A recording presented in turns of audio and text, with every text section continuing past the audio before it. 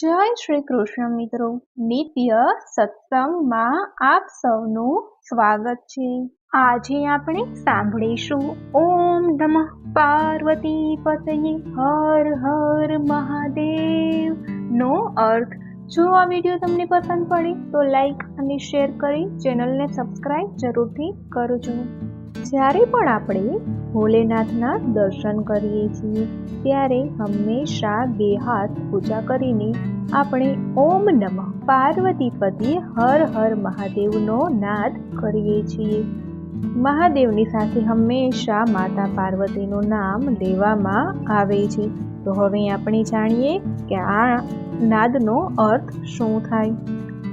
ઓમનો અર્થ: ઓમ એક પવિત્ર ધ્વનિ છે જેના ઉચ્ચારણથી શાંતિ મળે છે અને તે માત્ર એક શબ્દ નથી પણ આ વિશ્વની ઉત્પત્તિ લઈને અંત સુધીની રચના અને અંતનું પ્રતીક પણ છે।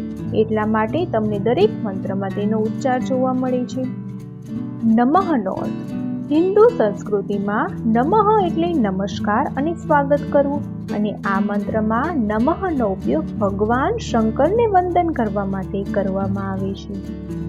પાર્વતીનો અર્થ: પાર્વતી એ ભગવાન શિવના પત્ની છે જે શક્તિનું પ્રતીક છે। શિવ શક્તિ છે અને શક્તિ વિના શિવ અધૂરા છે। શક્તિ ઉપરાંત માતા પાર્વતીને પ્રેમ અને ઉર્જાનું પ્રતીક પણ માનવામાં આવે છે।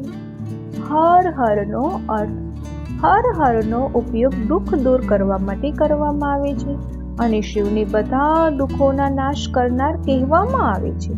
તેમના નામમાં હર હર ઉમેરવામાં આવે છે કારણ કે તે બધા દુઃખને દૂર કરે છે।